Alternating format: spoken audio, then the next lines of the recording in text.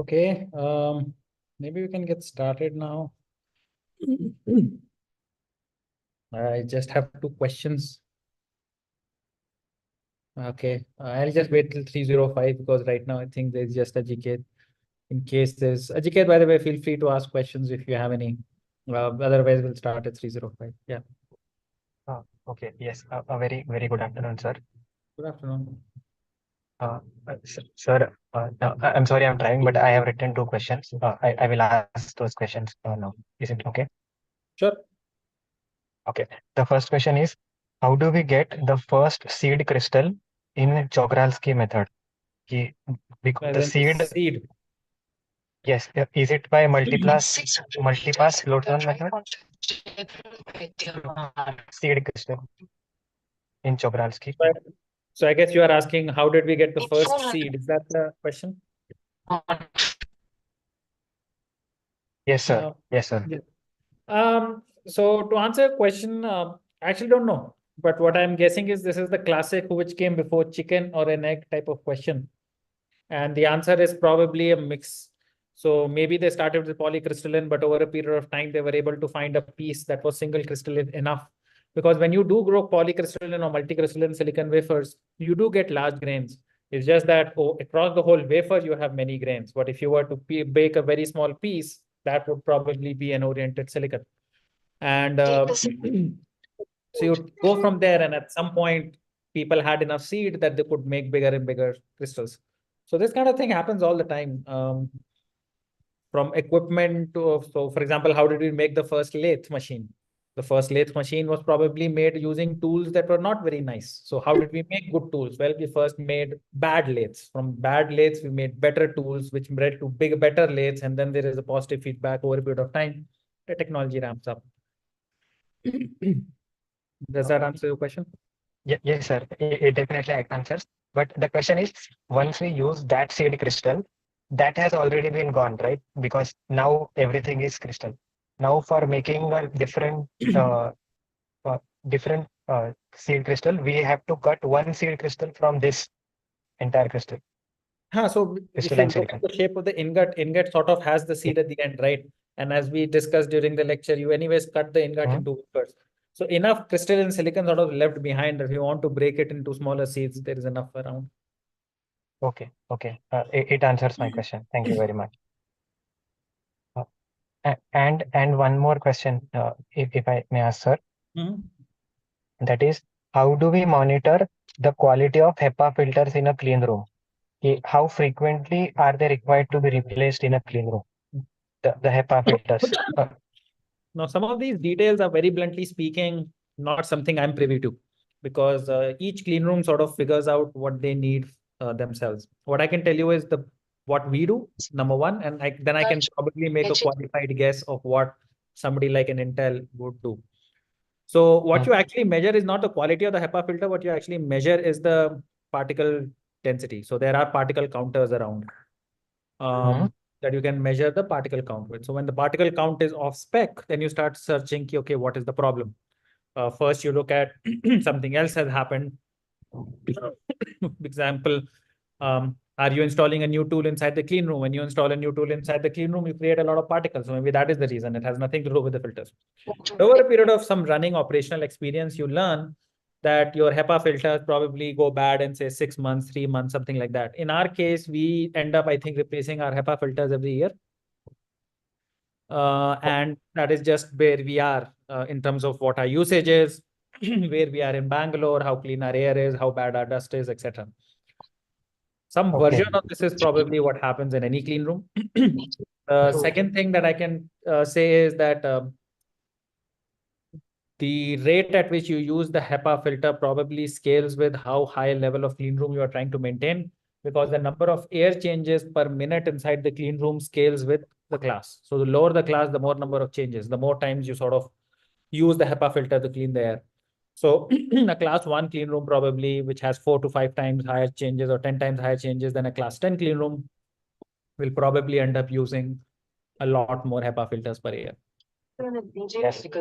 Agreed. Destination will be on the left. Thank you. Thank you very much. All right. You have any other questions? No, I'm done with my question. Anil, hi. You have any questions? You're welcome to ask.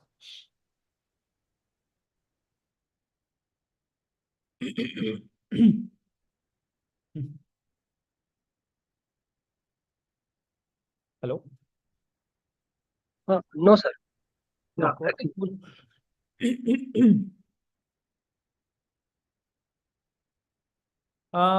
In which case I can take some of the questions that I think I was given by the NPTEL office because these were posted on the forum.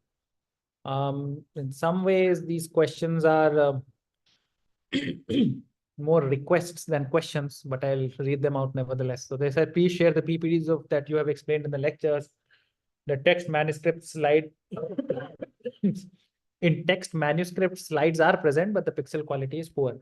Apparently, there is no methodology for me to do that, mostly because I'm saying this is the intellectual property of IISc, and I cannot just give it out just like that in an open forum. But what I can maybe try to do is create some handouts that can be shared with you that will probably have a higher quality. I will ask or I'll request the TAs of the course to do that. Weird challenge that I can foresee is I don't know if we have because I keep changing my lecture slides. So I don't know if I exactly have where do I have those slides which have exactly one-to-one the same slides that were there in the lecture, because the lecture got recorded once back in, I believe, 2021 or 2020, I forget. So, interesting. I don't know how to do this immediately, but I'll come up with some other, at least some version of the slides or handouts specifically, maybe I can make available. All right. The next question is, sir, I would like to know how to pass the subject. By the way, these are in the chat in case either of you are interested. Sir, I would like to know how to pass the subject, how the difficulty will be, subject in exam. To clear this subject, how much should we study? Also, give me some tips to clear this exam because we have to subject credit points for our college. This exam is really important for me to clear, sir. I would love to hear from you about exam tips and trips and how exam is going to conduct. Now, this is a little hard question for me to answer because I have no idea what an average student would need to, how much they should study. I guess you should study to the point where you can do the assignments comfortably. The exam will be a multi-choice question. Around 25% will be completely new questions. 25% of the questions will be based on what we have done in the assignment. Or I believe 50% of the questions will be based on what you have done in the assignment. And the rest will be something that you have to think about and then answer. In the past, based on our experience, around 20 to 30% of the people who take the exam pass the exam. So I don't think that's a challenge. Like, it's not a very hard exam to pass. But yeah, you will have to study, because the problem with this course is this is an interdisciplinary course. It doesn't really have a textbook. It's not a standard course. I don't know of too many places in the country or in the world for that matter where such a course is taught. So, the input is very varied. Mechanical engineers, material scientists, chemical engineers, electronics engineers, everybody can take this course. So depending upon where you are, you may have to study more or less for it. It's very hard for me to, without knowing more details, sort of have an idea of how much do you need to study. But it's a multiple choice question and answer system, and invariably people do fine, I guess. That's all here. I don't see anybody else online. Anil, since you are here, how is it going in general? Is the course being useful? Yes, sir. Actually, I am TA for this course. So, Oh, you are that Anil. You are the yes. Anil TA. All right. So make sure the questions get answered online, right? I mean, have we answered these two questions online? Yes, actually, Ashutosh is looking for that on that form. I have online session with the students. So every Tuesday, I take from 6 to 8 online session with the students. And how is it going? That's good, sir. Sometimes 5 to 6 people join only. So It's But 566 join and they have questions? no. Sometimes they ask. Very rare. They ask questions. So sometimes I just have to record. No one is there in the meeting, so sometimes I have just to record and need to upload on the YouTube. That's it. Okay.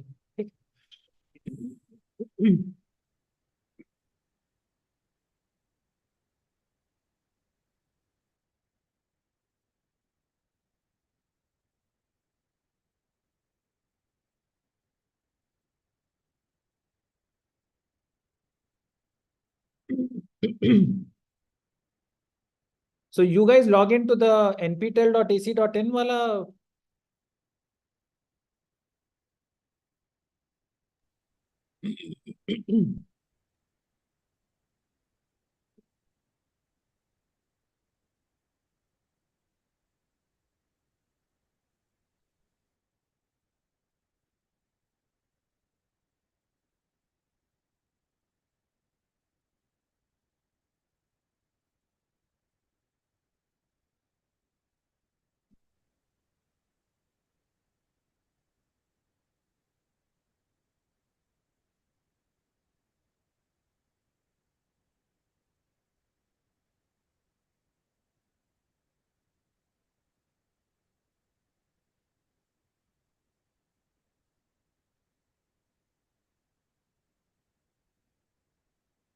So some questions came in YouTube. I'm pasting in the chat box. Okay. The YouTube people can see this, right? Yes, sir.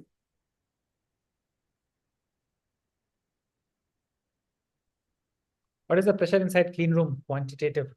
A few pascals, around 8 to 9 pascals in excess.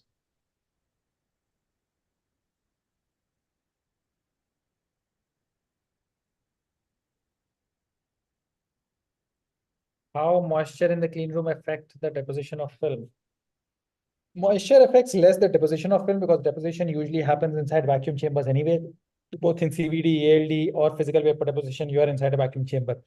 If you really want to understand what sort of happens to the how moisture affects this, it probably affects lithography the most. In fact, that's interesting because unlike back in those days, I actually do have a nice image to show now. Maybe I can share my screen. Give me a minute.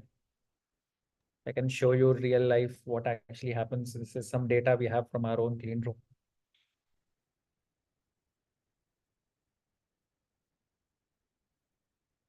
Yeah, one of the downsides of a course like NPTEL is because we don't really have an opportunity to update the material. You sort of make it once and then you are stuck.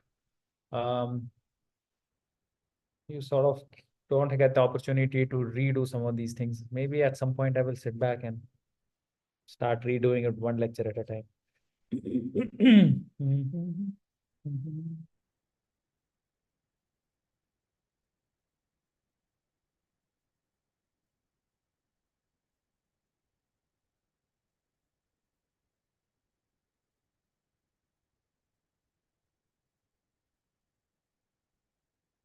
Okay.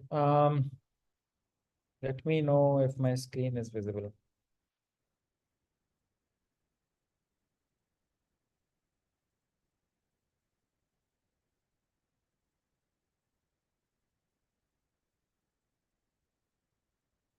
My screen visible? Yes, sir. So basically what you are seeing here is a good example of what happens with high humidity. So, sorry, went away. Huh. So we typically try to maintain humidity inside the clean room in a very tight tolerance. In our clean room, we try to maintain it 45 plus minus 2.5% relative humidity inside the class 100 clean room and 45 plus minus 5% relative humidity in the class 1000 clean room.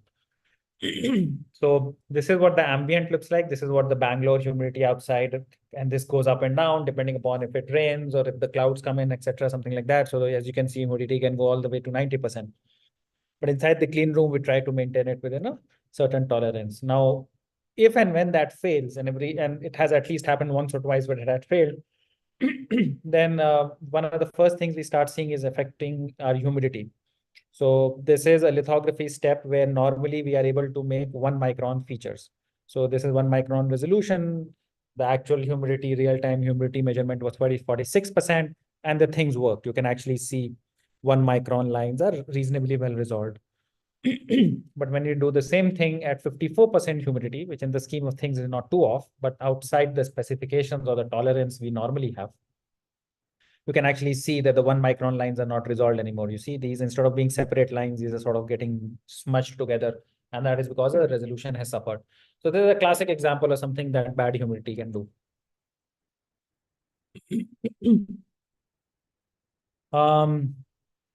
Is it possible to control the humidity inside the clean room in monsoon? I just showed an example. Yeah, so this data is actually during monsoons. And yeah, the short answer is we can.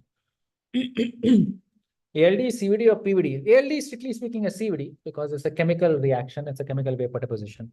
Physical vapor deposition is only sort of when you already have the material you're trying to deposit, mostly.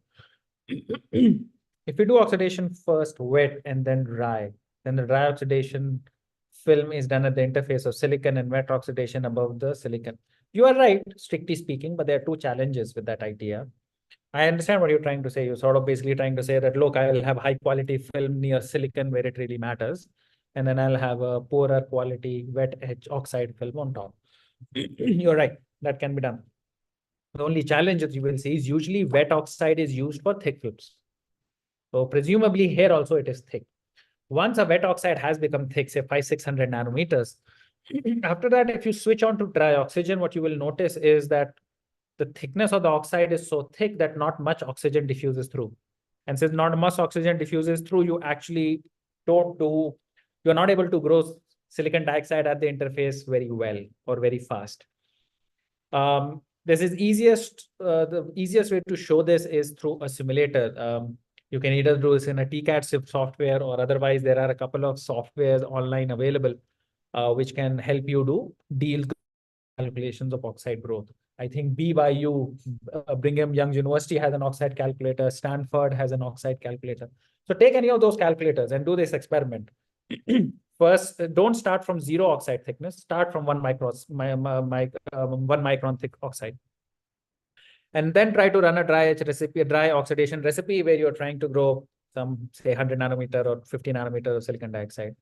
What you will see is, no matter how long you do the oxidation, it doesn't quite work well. That is because the oxide is so thick that you're not able to get enough oxygen in and do the dry oxidation. So practically that method doesn't work well. Can you try it? Absolutely. I mean, theoretically, can you try it? Yes. Practically, it's not as useful.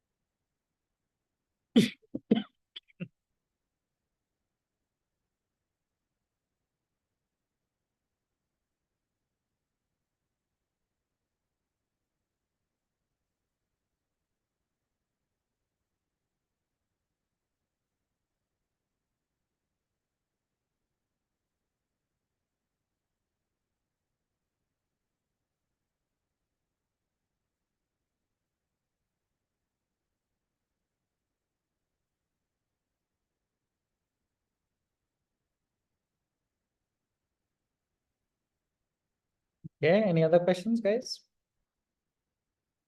How to discard wet chemicals to environment? Should we utilize with base and then dump it in the sink? To a first order, don't dump anything in the sink. Again, maybe I can show some slides. Chemicals are not supposed to be dumped in the sink unless the sinks are actually designed to tolerate chemicals in that manner. Usually what we do at Sense is we actually have an effluent treatment plant, and that effluent treatment plant actually processes everything before it goes out. For cases where you do not have an effluent treatment plant, you are not supposed to dump things out into the clean room. Dump into the clean room, like the sink inside the clean room. There are a couple of things that can go wrong when you do just dump the chemicals out. Point number one, the many of the old school labs tend to have metal or coated metal sewage pipes, which basically just corrode out. And over a period of time, somebody gets a nasty surprise where basically chemical starts coming out from the wall uh, because the because the sewage pipe inside the wall has started leaking and acid is literally leaching out into the office. The other reason you should not be doing this is, for example, when we were doing RCA2 clean, I believe I made a point that one of the ways the RCA clean works, it forms complexes with some metals, especially the ammonium hydroxide wala RCA. These complexes are not just hazard, they're environmental toxins because they're bioaccumulative. That's a fancy way of saying that animals, they basically go into water. From water, they get into animals, and body has no way of digesting or processing or filtering out those toxins. So then the toxins remain in the body of the animals, then it goes up the ecosystem food chain. And ultimately, we are the apex predators. Ultimately, humans eat something. And through that consumption of meat, those toxins actually come back into the human body. So such environmental toxins should be dealt with separately. So please do not throw things down the drain. It's a bad idea. What you should ideally do is capture all of this. If you do not have an effluent treatment plant, if you have a small lab, then you should capture it all in plastic containers. That is what we do in our other labs where we don't have a effluent treatment plant, and then dispose of the chemicals through a registered uh, sort of, not a supplier, but a registered kabadi wala of some sort who can basically come and take the chemicals off your hands. Karnataka State Pollution Control Board and similar state level pollution control boards have have authorized many companies. You can look it up in your own state, which companies are authorized on looking on the website. There are authorized companies who have a license to process chemical waste. So those are the companies that you should give the chemical waste to, and they will process it for you. In general, do not dump things down the sink. Bad idea. You don't know where it's going. And if there is no effluent treatment plant, it only causes problems. It's a rather, it happens often and it's very irresponsible thing to do.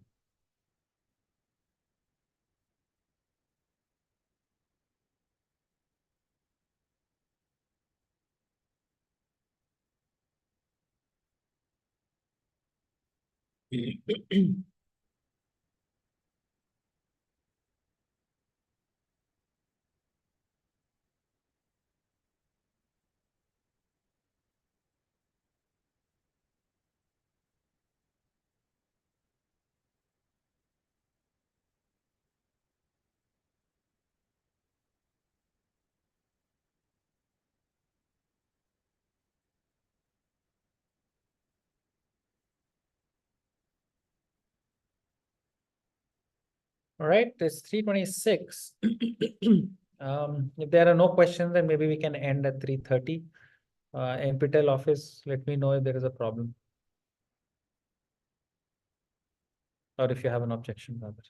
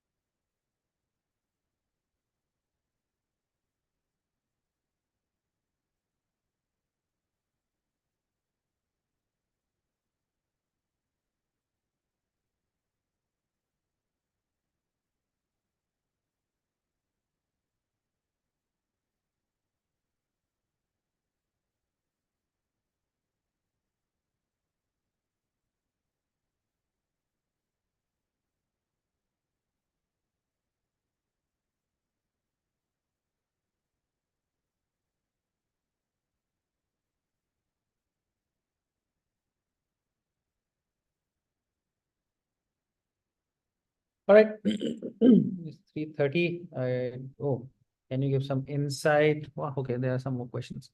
Can you give some insight about fabrication that uses sacrificial layers? Which edge is used to remove sacrificial layers so that it doesn't stick to the surface? It does stick to the surface, and sacrificial layers are just selective etches that remove the material. Common example would be in replacement metal gate where we etch the polysilicon. Virtually any etch is on a sacrificial layer, right? I mean, for example, if I etch a hole in a silicon dioxide to do a diffusion inside, in some ways that silicon dioxide is a sacrificial layer. Or when we do photoresist to pattern a material, photoresist a sacrificial layer. So you have to be a little more, I guess, precise in what you're trying to ask. I do not completely have a handle on your question. Can you give some insight about the fabrication? The same thing. When we say Intel 2 nanometer, what does it mean? Is 2 nanometer mode of TSMC different from 2 nanometer of Samsung? Now, that's a very interesting question, and a question that we normally do not deal in this course. In our department, we typically deal this in a course which is called process integration. But since you have asked this question, and I do happen to have some slides on the topic, let me talk about what is the node.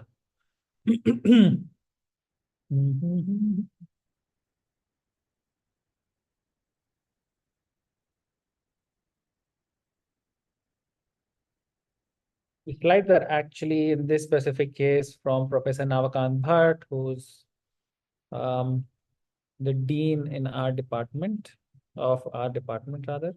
He's a senior professor, but I think he has in the past allowed me to use these slides, so he wouldn't mind if I go there. So, okay, let me see what I can, okay, first let me get to the slide of the matter. So the fundamental question is, what does the number mean really, right? That what does 0.7 really mean? Or sorry, what does 2, 3, 4, what these different nodes really mean? So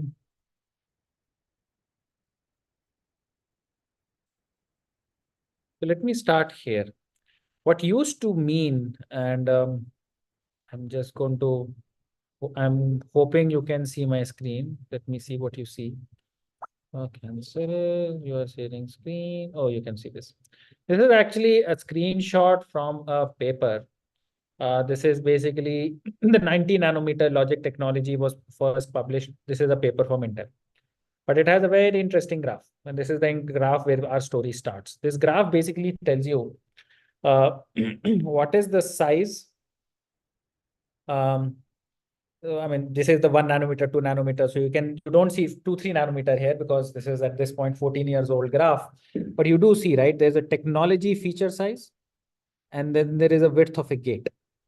So what was happening is, if you notice, from 0.35, then we went to 0.25, then or this is 350 nanometers, then 250 nanometers, 180 nanometers, 130 nanometers, 40 nanometers, then it was 65, then it was 45, then it was 32, then it was 22, etc. So first notice what is happening. If you really do the division, you will note that from one generation to the other is a multiplication of 0.7. Okay. So what is this 0.7 coming from? For that, you have to sort of go a little bit back and sort of understand what Moore's law is all about. What Moore's law basically said that the chip density will double. So how do you double the chip density, right? How do you double chip density? Well, you double the chip density by basically cramming in more transistors in the same area. So if you want to double your area, so if area has to double, or sorry, number of transistors per area has to double, then the area per transistor has to go become half. Okay. So if the area is half, then what is the length doing? The length is doing 0.7, because 0.7 into 0.7 is 0.49, which is roughly 50%. So that's where basically this transistor comes in. That basically we are trying to jump, we are trying to reduce the size of the transistor by 0.7 every technology node. So from, so we just saw till 90, 90 as 65, 65 became, then 45, 45 became 32, 32 became 22, then 22 became 14, 14 became 7, and then add closer, we are going 0.7, 0.7. Somewhere along the way, it became very hard to tell people. And people understand this nomenclature. So the nomenclature is 0.7. But what does this mean physically on the wafer? Now, that's a much harder question to answer, because the devices became so complicated that which dimension are you really talking about was not clear anymore. So you could, for example, talk about what is the thickness of the metal. You can talk about what is the distance between the metal, that is called the metal pitch. You can talk about what is the distance between two gate lines, that is called the gate pitch. You can talk about what is the width of an individual gate, and ad nauseum, slow, and so on, so on. So it became very hard to talk about which dimension to report. So at some point, industry just stopped trying. They said, you see, what actual dimension we are scaling is almost irrelevant. The only thing that is important and is relevant is I am going to give you an improvement in performance. So industry already knows that for every node, for every doubling of the transistor density, how much improvement in performance we'll get, because we have a trend line from the 1960s. So all industry now says is, look, if I can deliver better performance of the same factor that you expect, then I'm going to call it a new node. It doesn't need to actually mean anything in terms of dimension. At this point, it is just a name. It's just like iPhone 16. iPhone 16 doesn't mean anything. 16 is not any dimension in the iPhone anymore. It is just version 16. So all these technology nodes now, 2, 3, whatever, they are just numbers. All they mean is when I have made a device that is sufficiently improved from the previous generation, then I will call that a new node, the end. Usually that doesn't mean that devices have shrunk in size. Something must have shrunk in size, something must have gotten better. Only then did you got an improvement in device performance. But there is no one-to-one mapping in what the dimension size is and what the actual device is. And just to sort of make this point more clear, what I can do is I can actually open one of the presentations from Intel itself. Let me see, give me a minute. Presentation from Intel itself on their, I believe this is the 22 nanometer technology or 45 nanometer technology. Give me a minute. I'll find the presentation and then I'll show you. In that, they actually showed you what their real dimensions are and what, of course, the name is 22 nanometers. So you can actually see what does Intel mean when they say 22 nanometers. Okay. Where am I? I'm a little lost.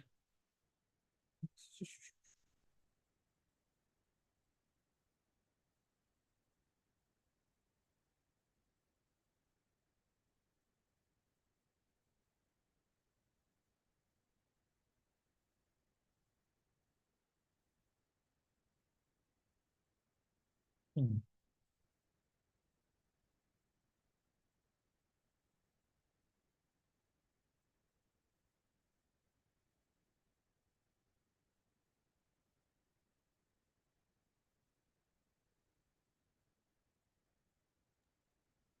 Yes, sir. There is no question in YouTube. Thank you. Just one, I'll just share a couple of slides and then I'll end. Just Okay. give me a minute.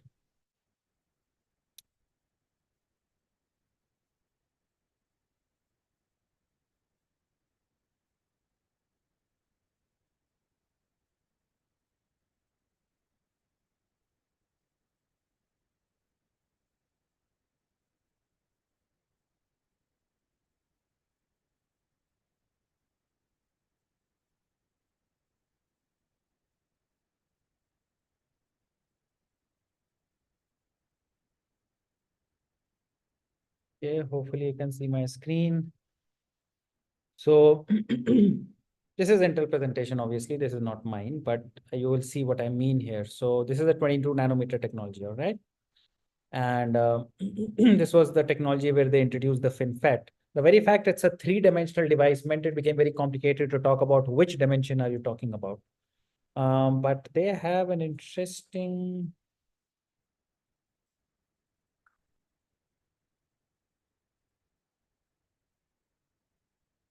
Have I opened the wrong presentation? I have. Sorry. Give me a minute. Okay, I think this is the one.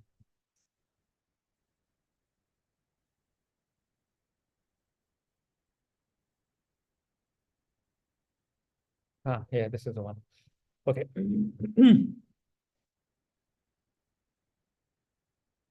Okay, again, this is from Intel. This is not mine, but this is a commercial document. So they are basically talking about their second FinFET technology, which is came after 22, which is 14. Okay. So they are already telling you that what they call the 22 nanometer technology, in that the transistor fin pitch, which is the separation between two fins, is 60 nanometers. The gate pitch is 90 nanometer. The interconnect, the metal interconnect, which is 80 nanometers. So nothing is 22. What they call the 40 nanometer technology, their fin is 42 nanometer, the gate pitch is 70 nanometer, interconnect pitch is 52 nanometer. Now, clearly it is scaling, it is becoming smaller, but nothing really is 40 nanometer. And something sort of similar happens at 2, 3 nanometer technology. So this is, for example, the 22 nanometer process. This distance is 60 nanometers, this height is 34 nanometer. Which one to report? At this point, it doesn't matter. All they are saying is, look, from this technology to this technology, as you go to 22 nanometers to 40 nanometers, I'm able to make things smaller. I'm able, and hence I'm able to get better performance. How much better performance? Equivalent to what you would expect if you were to scale the area exactly by 0.7 in all the dimensions. In reality, I'm not scaling 0.7 in all the dimensions. I'm doing different things. But you get equivalent performance. So right now, the definition of the technology is more from performance standpoint and nothing to do with height. So as you can see in this picture, this is the 22 nanometer process, 14 nanometer process. It has almost nothing to do with dimensions anymore. Okay. So that's about it. Since you mentioned 2 nanometer technology, I can even show you what the cross section of, I don't know, TSMC is 2 nanometer, but IBM had a very nice picture, had published 3 nanometer technology. So I can show you those.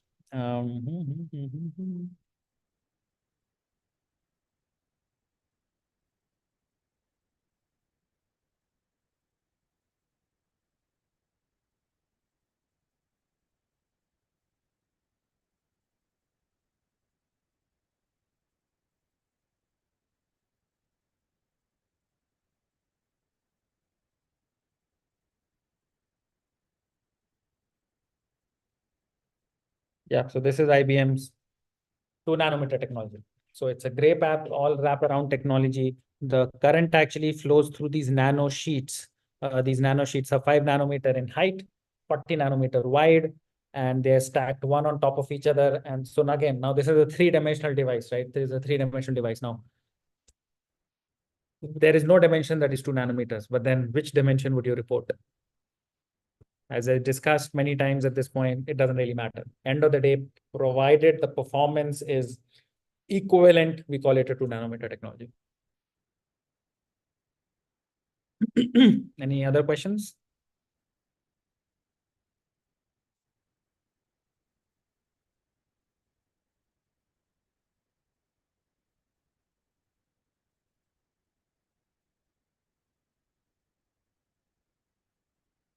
Right. No further questions on YouTube, right? Maybe I should actually open YouTube myself. I don't know why I'm not doing that. Yes, sir. No, there is no question, sir. No questions. Okay. So hopefully whoever asked that question got the answer. That's about it. No further questions on YouTube, right? Yes, sir. Actually, YouTube myself. I don't know why I'm not doing that. Yes, sir.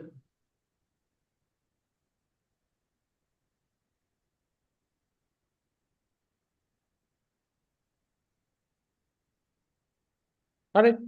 Then I guess we can end. Yes, sir. I'll make an